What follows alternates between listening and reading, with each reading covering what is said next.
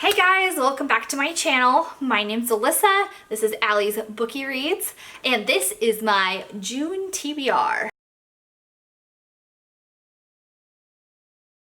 I ordered my June TBR from lowest rated to highest rated. So I will start off with my 1 stars. There is one star, a couple 2 stars, 2 5 stars. Pretty low rated month for me. I didn't enjoy a whole lot of what I read. Even both of my 5 stars are not like my newest favorite reads. So moving into it, first book up, 1 star, would have given this 0 stars if I had the option, is Made You Up by Francesca Zappia. Not only was this book boring, not even good, no character development, no clear plot line, nothing wrapped up, but the representation in this as far as mental illness was horrendous. You may recall in my initial TBR for last month, I said that I didn't know if the main character had schizophrenia or multiple personality disorder. Now I obviously know the difference between the two. There is a big difference. I did major in psychology in college. She just pulled things out of her brain that she thought would be good representation, and that's why I couldn't figure out what she was trying to describe. Awful. I will be filming a rant video on this one. That's all you need to know about this. 1 star on Goodreads, 0 stars in my heart. Next up is You Will Know Me by Megan Abbott. Now, I said in my June TBR that I haven't had a good experience with this author. I read The Fever by her, gave it 2 stars. I gave this one 2 stars. I liked it a little bit more than The Fever, so maybe 2.25 stars. This book was about a gymnast whose coach's boyfriend dies. Yes. And it's this whole mystery about, ooh, who did it? And interwoven in there is her path towards being an Olympian and how this stunts everything and stops her from reaching her goal and blah, blah, blah, blah, blah. And it was so dull and so boring, and I didn't care about any of the characters. And the only part of it I liked was reading about gymnastics. So won't be picking up another book by Megan Abbott. I think this is my last chance with her, unless there is a book that everybody's raving about. She puts out another one that gets extremely good reviews, but on Goodreads, she has very average, poor reviews for these books anyways, so I don't know why I thought that I would like them. But give it a try. Author's not for me. Maybe she's for you. I'm giggling about this one. I Know You Know by Alice Feeney. Now, this is another one of those reads that I'm like, why did I pick this up? Why did I think that I know it better than everybody else's opinion? This book has gotten very poor reviews across platforms, Goodreads, Twitter, BookTube. Nobody's really appreciated this book, but I did like her first book, Sometimes I Lie, and I read that for another Buzzwordathon, and it was very good. I mean, it wasn't like the best thing I've ever read, but it was not as bad as this. Now, I will continue reading Alice Feeney books because I adore the way she writes. The first 250 pages of this were incredible, and I literally was like, I don't know what you guys are talking about. Y'all are wrong. This book is fantastic, and you guys can just suck it. It's so good. And then I got to the ending, to the twist. First off, the twist was the most ridiculous thing I've ever read, the most disgusting thing I've ever read, and it just kept getting weirder. It just went on, and it was like, and here's the twist, and then here's something else disgusting, and then here's something else even grosser. Don't read this. It's not good. It's not. Next up is Don't You Cry by Mary Kubica. Again, predicted that I was gonna rate this average. I gave this 3 stars. It wasn't horrible. It wasn't great. I'm very lukewarm about Mary Kubica, but I have people telling me I'm reading the wrong things by her. So next Mary Kubica I read by her will either be Pretty Baby or The Good Girl or The Good Sister. We'll figure that out in editing. This book, God, I can't even remember what it was about. It's already out of my memory. Oh yeah, this book is about 2 roommates who one disappears and the other is looking for her, doesn't know where she went, doesn't know what's going on. It's the whole mystery of finding her. The end was almost not even like a twist. It was just like the end of a book. So just very all right. Just very okay. And next we have I'll Give You the Sun by Jandy Nelson. I actually like this. I gave it 3 stars, but I think what stopped me from really appreciating this book was the fact that I could not fully concentrate on it. I was at the point where I slacked the first half of the month and really needed to like get going on my book reading, and so I had to read this one on Father's Day at my grandparents' house while I was also trying to socialize with my family as well. So I just picked it up as people were talking around me. I was answering questions as I was reading it. I did not get to give this my full attention. It's won so many awards, so many people rave about it. I think that I would be able to rate this one better if I had more time to concentrate on it. Now, I did have some hesitations about this one, mainly that I could not figure out what genre this was because it felt like it was trying to be a little bit magical realism, which I don't like, but that part of the plot line never panned out. It was unusual. Parts of it were very good. I did enjoy this. This is not one of those 3 stars that I like, meh. It was good. Could have bumped it to a 4 had I been paying more attention. Maybe we'll reread this another time. It was a pretty quick read. Definitely on my radar. Next up, Something in the Water by Catherine Steadman. You can watch a full deep dive review of this book on my channel. It is my book club reviewing it. I did film our whole what we liked, what our initial thoughts were, what we thought could have been better. For this book, I gave it 3 stars as well. The book is written so well. I love Catherine Steadman's writing, and I will continue to read things by her. I just thought the ending could have been done better. In that book review, you can actually go and see what I thought the ending should have been or was going to be. And I also talked about potentially writing the ending to that and filming a video of it because I thought that would be funny, because I really wanted something to happen that didn't happen, and I'm not going to spoil in this video because there are major spoilers in that other video. So if you've read this or you don't plan on reading it and you want to know what I thought should have been the ending, go watch that video. I talk in depth about it and my friends all laugh at me because I'm ridiculous. And coming up next at 3 is Me Before You by Jojo Moyes. Now, I gave 5 stars to this for the writing alone. I think Jojo Moyes is a fantastic author. She writes characters that I care about. She writes plot lines that I enjoy and appreciate reading. I gave 1 star for the way that she talked about Will and Will's disability. I cringed every time, mostly the first 150 pages of the book, every time Will was brought up in conversation or Will was talked about or his disability was talked about. He was seen as a burden who didn't have a life worth living, and until this girl comes along and makes his life something that he should care about and he should be proud of. I am happy that in the end he chose, well, I'm gonna leave the spoiler out of that. I am happy with the way this ended. The white girl did not save the world or save everything or save the ending.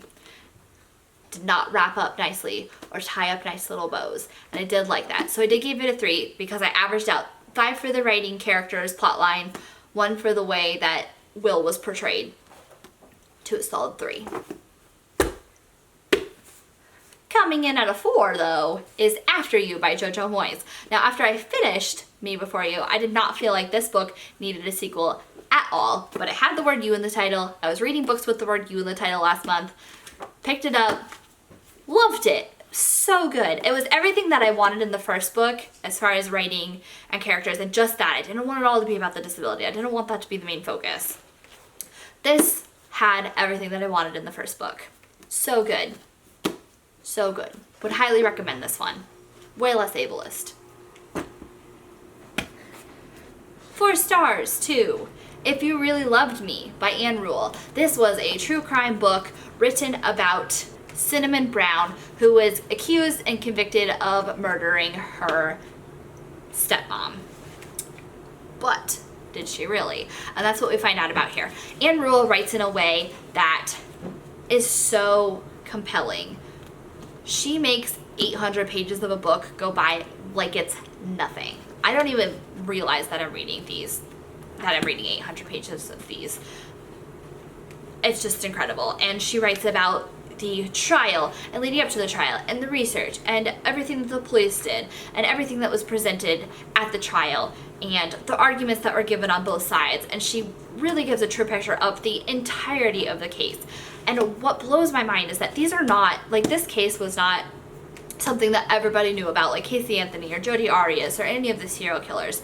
This is just one of those things that happens in a small town. But it was good. If you liked Making a Murderer on Netflix, you would like this book. Next up at 4 stars is We Need to Talk About Kevin by Lionel Shriver.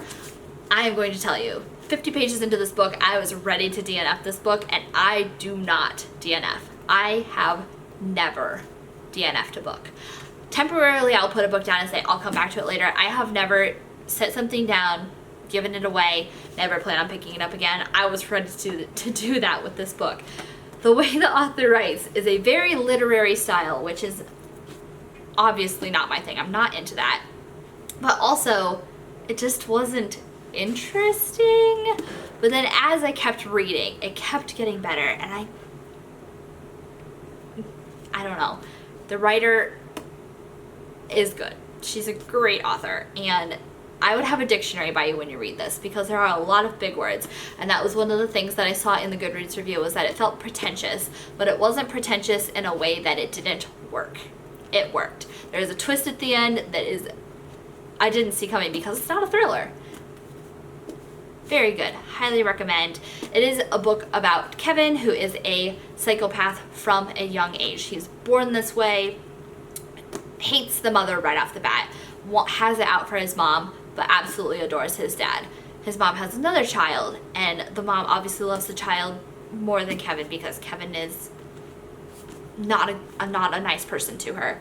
And Kevin resents that child, and it's this whole story interwoven about the dad didn't believe her everything that Kevin did and resented her for liking the daughter more than the son, and Kevin always played to the dad, and the dad thought that Kevin could do nothing wrong and didn't believe anything the wife was saying. So it talks about the split between their marriage, and then everything that Kevin was doing and everything that was affecting the daughter, and just overall an incredible read. I highly recommend this. Don't be put off by the first 50 pages. Don't be put off by the way the author writes. Don't be put off by the big words. You will get through it, and you will appreciate it. It is so good. Next up, one of my 5-star reads from the month, Far From the Tree by Robin Benwhite. This is YA, and I loved this. I don't like YA. It is not my thing. But after this month, I'm rethinking whether that is my thing or not, because this was a book told from 3 different perspectives. All of the characters are adopted. All of the characters are family. And they meet up. They want to meet their birth mom. Things happen. They argue about it. The characters are... I think the reason I liked this YA is because the characters aren't... They are teenagers, but they're not trying to be something they're not. But they're also not dumb.